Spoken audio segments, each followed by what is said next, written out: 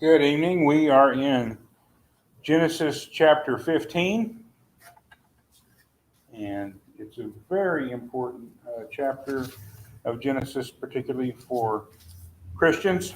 We're going to break it down into a few sections and start by reading verses 1 through 6 of Genesis 15. After these things, the word of the Lord came to Abram in a vision, saying, "Do not fear, Abram, I am a shield to you. Your reward shall be very great." Abram said, "O Lord God, what will you give me, since I am childless, and the heir of my house is Eliezer of Damascus?" And Abram said, "Since you have given no offspring to me, one born in my house is my heir." Then, behold, the word of the Lord came to him, saying, "This man shall not be your heir, but one who will come forth from your own body, he shall be your heir." And he took him outside and said, "Now look toward the heavens and count the stars, if you are able to count them." And he said to him, "So shall your descendants be." Then he believed in the Lord, and he reckoned it to him as righteousness. Okay. What do we think about that passage there? Well, it took a lot of faith from Abraham's part to, understand what God had told him when he had no heirs at that present time. God said he'd take care of that for him. And, the sixth verse is one that we read and remember always, says Abraham believed God, and it was credited to him as righteousness, which it took a lot of faith on Abraham's part. I don't know how old he was at this time, but he was past the childbearing. He was like past the childbearing age. Okay. Does Abram have a lot of faith at the beginning of the chapter, the beginning of our reading tonight? Does he seem to really be confident in God's promises? You led the perfect song for our class tonight, Mark, standing on the promises. So that's is Abraham standing firm on the promises early in the chapter here? Not quite. He said, "My heir is going to be what they call him, a servant in his house, rather than one of his own children." So he was a little hesitant, I suspect. There was some doubt creeping in at that point. Some time has passed. He's walked the land, and God has said this. He's seen the land. In chapter 12, he's promised to be made into a great nation. As we've said, that means he has to have land, and he has to have people. And God has now shown him the land. After Lot chooses the well-watered area of the Jordan River, including Sodom and Gomorrah, God has Abram walk the land that Israel will occupy. Now we know, if you know your history of Israel and based on the Bible, you know that the nation ultimately occupies some of both sides of the river, right? There's a few tribes over on the east side of the Jordan. Excuse me. And but God leads Abram and shows Abram this land, all this land that belongs to all these Gentile, all these Canaanite peoples will ultimately be yours and your heirs forever. And now that we've dealt with the land, even though Abram is still a sojourner in the land, now we've got to deal with the people. And it would be really surprising if the Lord came to me and Sherry right now and said, "Rick, you and Sherry are going to have dozens of children. You're going to beat the Duggars. You're going to have more kids than the Duggars." That would be something that would be really amazing because of our situation right now.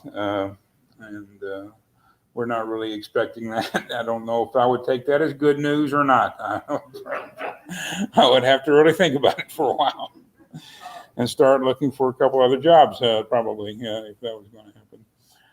So Sherry's here, and hopefully she's not too mad at me for that comment. And Petey and Robin have logged in, and Wallace and Thelma. So the winners are here. So, at some point when God makes promises, we expect him to keep them, don't we?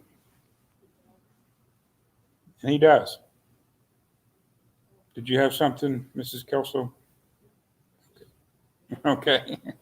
Getting a good look at me just in case you need to tell the police, give a description to the police later on. What happens when those promises are not kept, kind of as we might think they would normally be kept?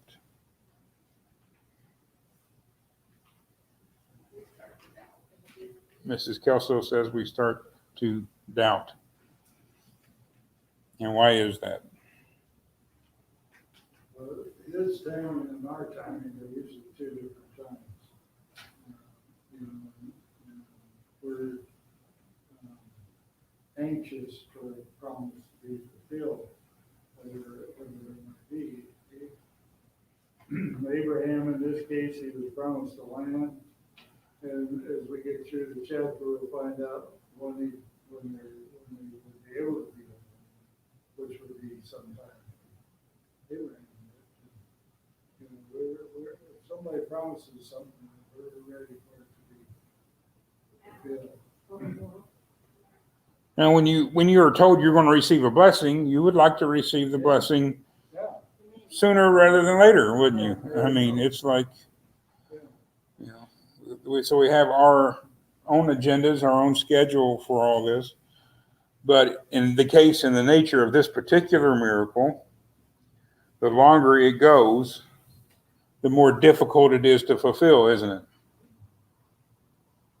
The longer you wait, you talk to a couple that's never had children and now they're advanced in age, and you tell them they're going to have children, and the longer they have to wait, the less likely, the harder it is. At some point, it's completely impossible. It's already reached that point, basically, of impossibility.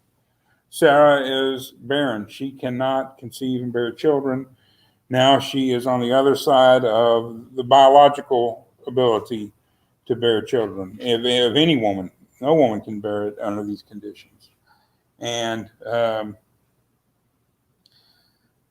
miracle just gets harder and harder to perform. The promise is harder and harder to keep. Okay, Nell's here today. It's harder to keep for God. It's harder for them to believe it's really going to happen. Okay. It tests our faith and our ability too, doesn't it? And when we, not just on promises that God makes, but on maybe any point of our faith, anything that we believe in, when we explain our beliefs, when we give our answer that we're supposed to be able to give, we share that with someone and they don't believe it, or they don't accept it, or they don't trust it themselves, what is our reaction? What do we normally do when someone doesn't see things our way theologically? I get mad. Okay. I try to explain, and I look at them like, well, I don't know. I need to have more patience with people. Because I expect them to understand me.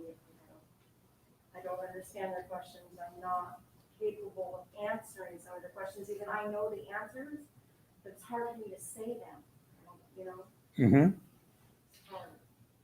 I think that's a normal, it's frustrating. You feel like you're dropping the ball because you're not believing. Yeah. Because you must not be explaining it well enough. Yeah. And then you look and say, well, I'm saying everything that the preacher told me to say, or the book I read told me to say, or whatever. And I'm getting it, and so I'm getting upset because it's either me or them not understanding, and I get frustrated. It's easy to give up then and to just, think you'll never convince them, or, it gets harder to bring the topic up again if you don't like it. this is a little bit of free advice. Nick's worth of free advice. I tell you, I don't tell you what to do. I'm not telling you not to do this, but what I've found in my life is when I am engaged in a disagreement with someone, an argument perhaps, or something like that, and this is really dangerous for me to say with Sherry listening in right now, But one of my tricks, I guess you could say, is once I put my view forward, is to let it go, back off completely, because the more, particularly if it becomes an argument, the more they have to argue against me, the stronger they have to build up their case, the harder it is for them to give up their case later on. If I express my views to them on something and leave it there, they may not accept it at first, but a lot of times they'll just kind of think about it, and they haven't had to build a whole big fortress around their own belief system. So their beliefs can be abandoned more easily. Now, that doesn't mean I'm always right. They may be right, and it doesn't mean it always works. But getting mad at them and yelling at them and telling them you must be stupid if you don't understand what I'm saying right now, or you are, going contrary to some great teacher who taught me this or something like that. That doesn't really work a lot either, does it? As they were saying, there's two ways to argue with a woman. Neither one of them work. Have you heard that before? Robert's saying, don't even say that. Don't even joke about that. So that's not a good art joke. Forget I said that. So it's Too late. too late. It's on the internet. The whole world knows I said that. It's been out there for a while. But when we engage and talk to people about things and they don't come around to our way of seeing things immediately, we don't usually handle it well. And we think maybe the best way to handle it is further argumentation, right? To continue. What's that, Alma? You say leave it. It's like neither one of you need to get irate over what you have them to read in the Bible. If they want to argue, leave it. And let's bring this point back up when the holidays come around and you're getting together with all your kids, and especially in the wake of an election that everybody's depending on you. Leave it. My grandmother always said, wait till the cool of the evening. Mm-hmm. That's And it. I think that when both of you have cooled down. I like that. Okay. So that's how. I'm not supposed to argue about what the Bible says. So these are our techniques. What is God's technique? When Abram does not believe what God has told him to do, what does God do?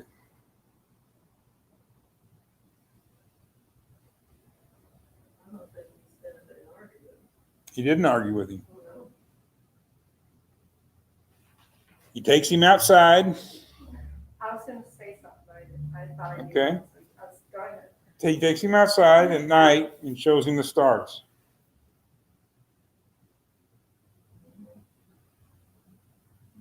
And basically tells Abram, argue with that.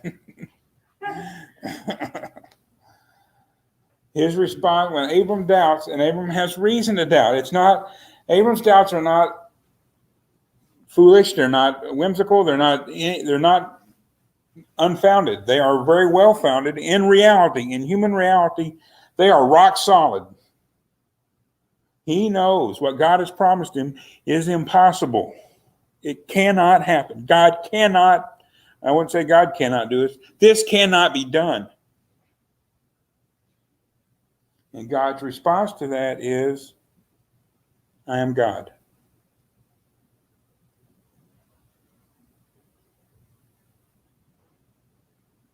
I did all this. You think I can't give you a baby through Sarah? I did all this. I am God. When words don't work, more words probably won't work either. And I heard some pretty well-known comedian on the radio the other day talking about how stupid Christianity is because it's a Bronze Age, intellectually foolish or embarrassing notion. Bronze Age. Well, the Bronze Age was over 1,200 years before Christ walked the earth.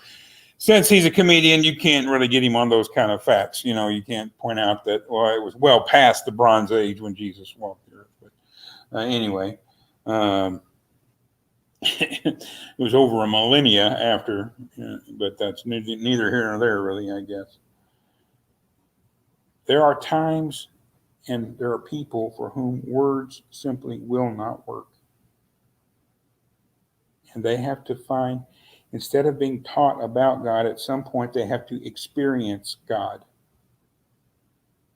on a level that far surpasses our intellect. And the thing about talking about our faith as being intellectually embarrassing, that would be something if human beings, if the sum total of the human experience was intellectual. If all we were intelligent beings, then, and this is intellectually embarrassing, and that's the best thing you got going for you, your intellect. It's not about intellect, is it? It's intellectually ridiculous to suggest that people, the husband's 100 years old and the wife's 90 years old and they never were able to have children, and now they're going to have children. That's ridiculous. It's impossible. It can't happen. But he is God. The stars in the heaven, they can't happen. The earth we live in, it can't happen.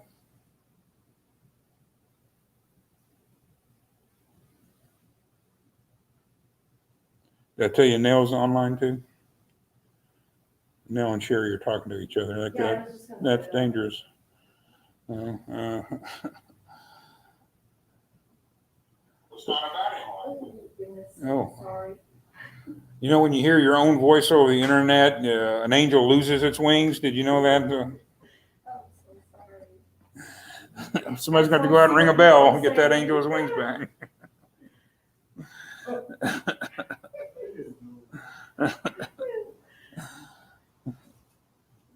So God's response to insurmountable doubt is simply an assertion that I am God.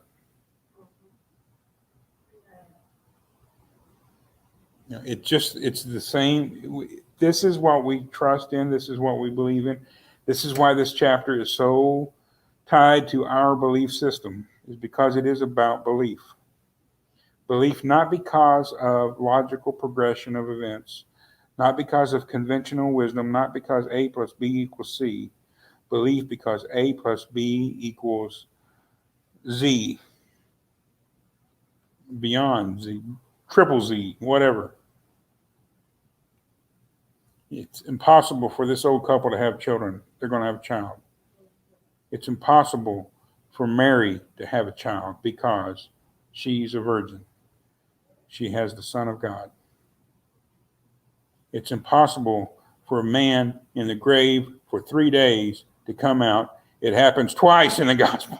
Yeah.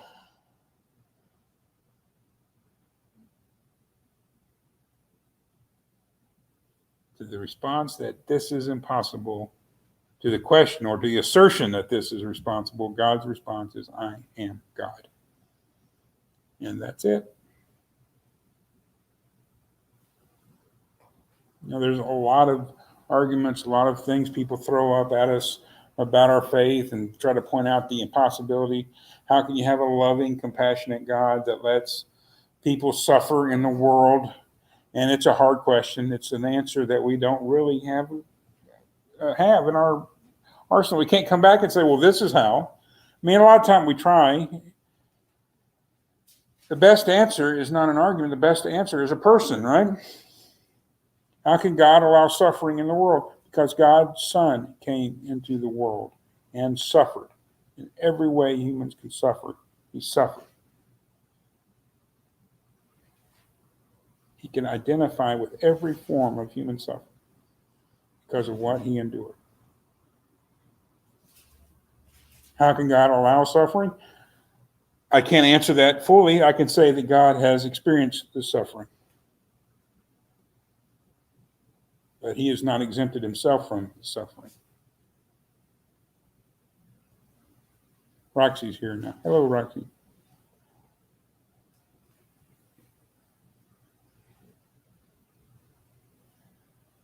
How can this happen?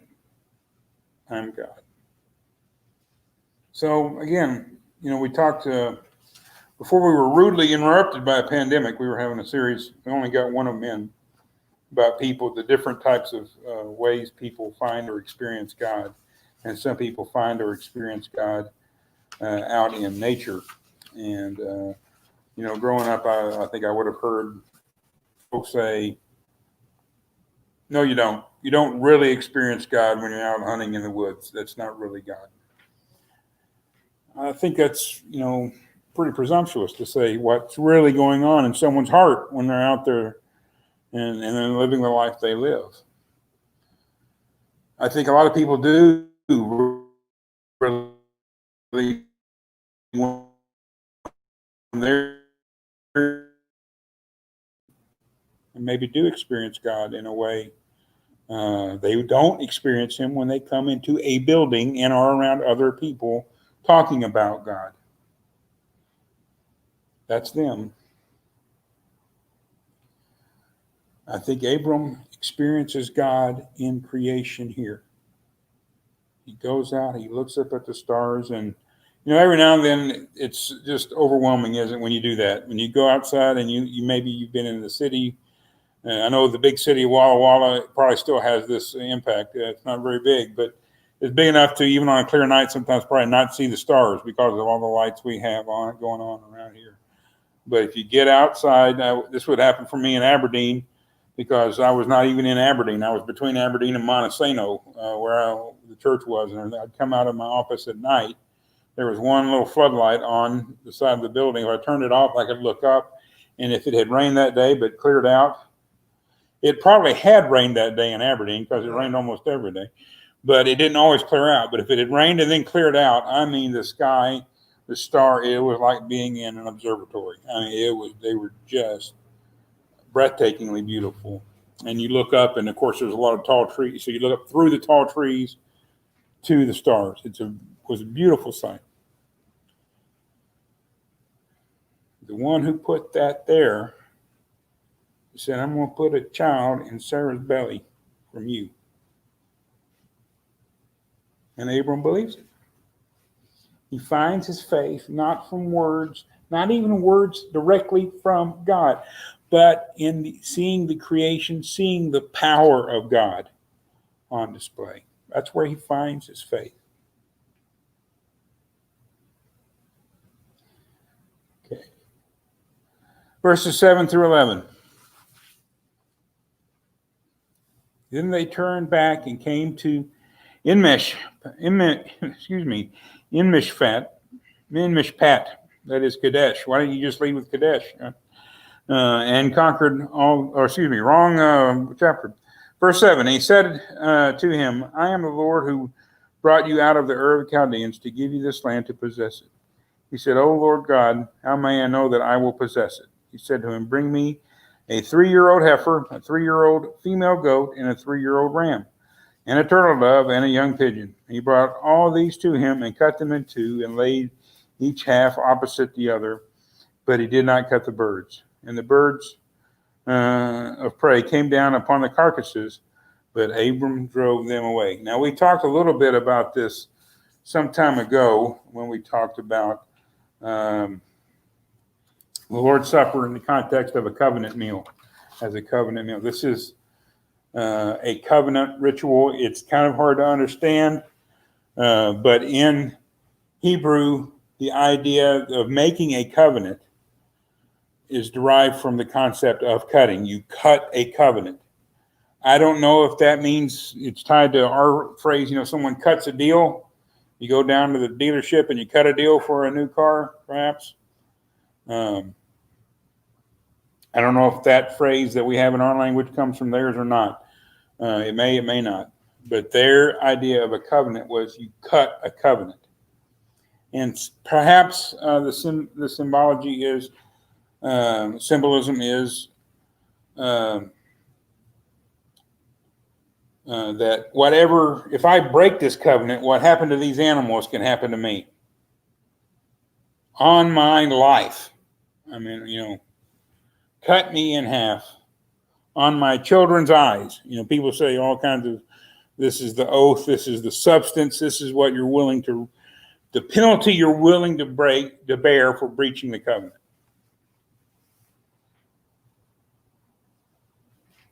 You can do this to me. And you see that every now and then when you're reading through the Old Testament. May the Lord do unto me, That's kind of the concept behind the covenant. We have this covenant for the land that, again, Abram is getting reassured of his promise that God has given him. God, in verse 17, it came about when the sun had set, that it was very dark, and behold, there appeared a smoking oven and a flaming torch, which passed between these pieces. So God comes between. God binds himself into this covenant. And that's one of the amazing things about whenever a people or a person enters into a covenant with God, they are entering into a covenant with something that cannot be bound, with a being that cannot be limited, with a being that supersedes everything. He's even more powerful than the governor of Washington. I know that's hard to believe, but a power that's greater than anything in the universe, and he cannot be bound, but a God that binds himself to the terms of the promise for the party in which he is entering a covenant, with which he is entering a covenant. Israel will be God's people. God binds himself to Israel. He obliges himself to Israel. The term Israel, you have attended Israel, I guess, with God, Israel. God gives these people his name. Just like a husband gives his wife his name. Or I guess these days he may take her name. I don't know how all that goes, but whatever, float your boat, I guess. But the concept of you giving someone else your name as a form of the covenant. And I guess they can't do this now, but back in the day, I joked about it a little bit before we started about Mark and Karen and everything. It used to be a wife could go around town, go to the merchants, and buy things on credit under her husband's name. They could do that, couldn't they? You go down to the furniture store, buy a whole new house of furniture. Mrs. Mark Cole. I used to cash my husband's checks. Cash. You could cash their checks. You could get into their bank account. Yep. Even if you weren't on it. Nope. You could do all that. I mean, that's the oneness that the law of America recognized, the customs of America recognized with marriage. So the spouse, the husband could give his wife his name, and his wife could ultimately drag his name through the mud all over town if she wanted to. And Israel drags God's name through the mud all over the town. Everywhere they go, they drag it. And he says that. You are a filthy, adulterous wife. That's what Israel is called many times by God. You have given me a horrible reputation among the people by the way you've acted. And that's why they go off into captivity for my name's sake. That is the kind of covenant God enters into with Israel. Now, he delivers them out of captivity, again, for his name's sake, to show how great he is and restore his name. He's entering into this covenant with Abraham. He's going to give Abraham the most strong assurance he can that I'm going to keep this promise. Abraham, you are giving up your life for me. You are giving up your life with your family for me. And I am not going to let you down.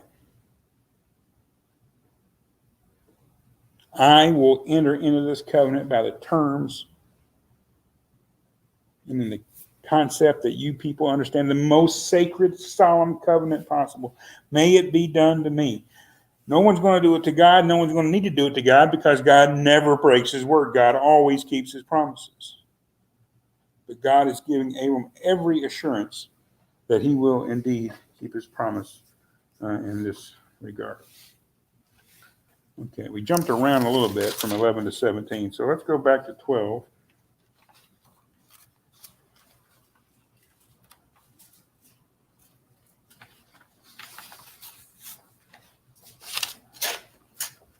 And we've already got, this comes, in the setting. Now we're back to where Abram has set up these carcasses of animals and everything, and driven the birds of prey away, the carrion eating birds away. Verse 12, now when the sun was going down, A deep sleep fell upon Abram, and behold, terror and great darkness fell upon him. God said to Abram, know for certain that your descendants will be strangers in a land that is not theirs, where they will be enslaved and oppressed for 400 years. But I will also judge the nation whom they will serve, and afterward they will come out with many possessions. As for you, you shall go to your fathers in peace. You will be buried at a good old age. Then in the fourth generation they will return here, for the iniquity of the Amorite is not yet complete. Okay, so we have first thing that jumps out, and is that Abram is terrified in his sleep. He's having night terrors. It's worse than waking up with a Charlie horse in the middle of the night. It's really bad having these night terrors. But then God comes to him and gives him a prophecy. And is that prophecy all good for the people of Abraham, for his descendants? Not necessarily. It's not, is it? 400 years of slavery. They're going to be brought into a land that's not theirs. They're going to be strangers there, and they will be enslaved by those people. Hello, Mindy. She's here.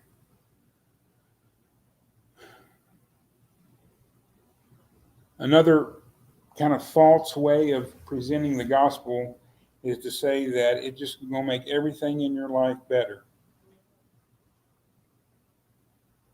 It's going to be so much happier, joyful life. This prophecy does not apply to the children of Ishmael, Abraham's son by the flesh. This is only a prophecy that applies to the children of Isaac, the son of faith, the son of the promise. And we talked about when Lot chooses the land around the Jordan River that's well watered. He lifted up his eyes. He saw what was desirable. He saw what human beings would desire. He saw the flesh. This is the better place to be based on the flesh. Ishmael's descendants, you could say, have a better future, in a sense, based on the flesh. They're not going to be slaves. Ishmael will ultimately be a great nation. He will father of nations. And there's no prophecy that they're going to be led down into slavery. Israel will be slaves.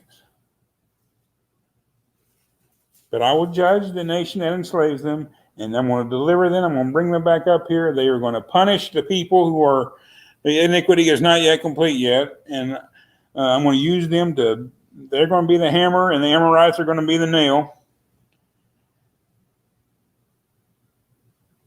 That's my promise.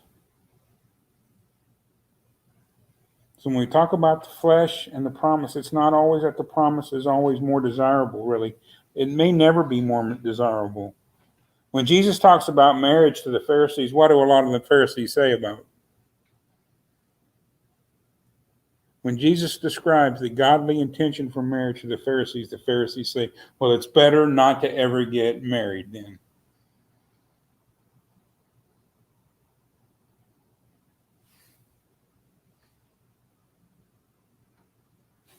Jesus says, maybe for you. Yeah. If you can't live within the strictures of marriage, if you can't live and treat your wife the way God wants you to treat them, maybe it would better not be for you to not be married.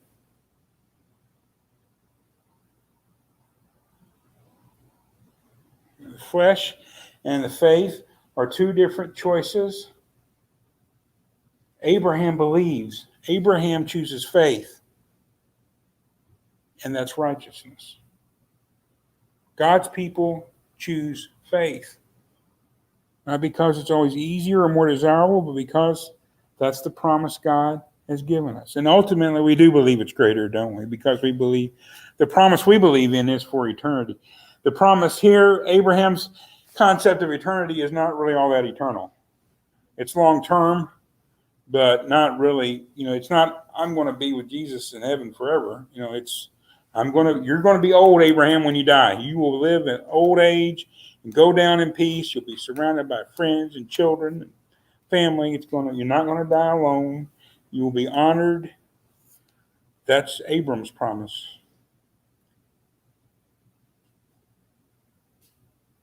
So we just need to be really careful with how we present, I think, the stories of the Bible. We have sometimes really good points. When we talked about Abram and Pharaoh, talked about teaching your children not to steal. Well, you should teach your children not to steal. It's important to teach your children not to steal. You can't get that, or you're not to lie either. You can't get that from Abram and the Pharaoh. Abram gets rewarded for lying to Pharaoh. Don't steal, don't lie. Don't tell your kids that. You're not Abraham. The flesh and the faith, the difference is, it's not so illogical for people to choose the flesh. In fact, it may be completely logical. It may be completely logical for a man who's, say, 45 years old, wants to have kids, and his wife's 43 years old and has never been able to have kids and is starting the process of menopause and saying, I'm not, now I'm never really going to be able to have kids. It may be completely logical for that man to get a divorce and go marry a younger woman that could give him children. That may be a really logical thing to do. It's not a godly thing to do. But I can't tell him that, if you stay with her, God's going to look, he gave Sarah a kid, he's going to give your wife a kid. He may not. But he's giving you her. And that's something. God doesn't fix all of our problems. He gives us the grace to endure our problems a lot of times. To remain faithful in spite of the fact that we're not always going to get what we want. The promise ultimately is greater than whatever we see or want of the flesh. Verse 18 through 21, and we'll be done real quick. On that day, the Lord made a covenant with Abram, saying, to your descendants I have given this land from the river of Egypt as far as the great river, the river Euphrates, the Kenite and the Kenizzite, and the Cadmonite, and the Hittite, and the Perizzite, and the Rephaim, and the Amorite, and the Canaanite, and the Girgashite, and the Jebusite. I guess maybe the Jebusites were some of the last ones to let go because they were in Jerusalem. David had to take them out. But he's this land right now occupied by everybody else. It's going to be yours. It's going to be your descendants. They're going to have it. Abram's never really going to have it. He's going to be a sojourner in the land, but his children will have it. His descendants will have it. Any thoughts? I'll give you got 1 minute. Go. I woke Kim up.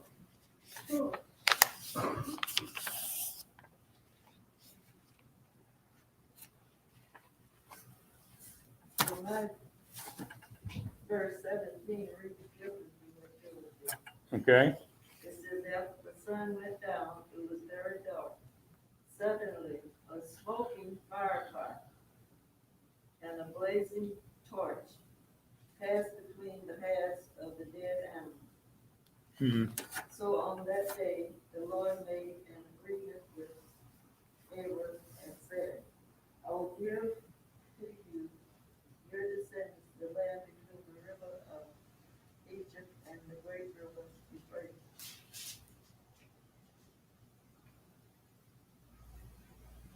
That what I'm saying is, I think that's a manifestation of the presence of the Lord going through. It's not the sum total of God's being going through, but at a manifestation, God is agreeing to be bound by the terms of the covenant according to this kind of difficult to understand ritual that existed back then. Well, I was wondering what they mean as the pot. The fire pot. Maybe something to cook in, like a oven of some kind or something like that, like a Dutch oven or something. Blaze, torch. Torch probably was the light that they had to see because it was dark.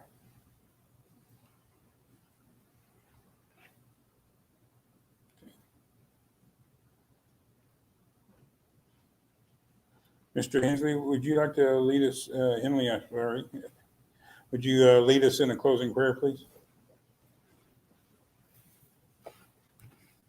Our gracious Heavenly Father, we're thankful for this opportunity we've had to study in your word.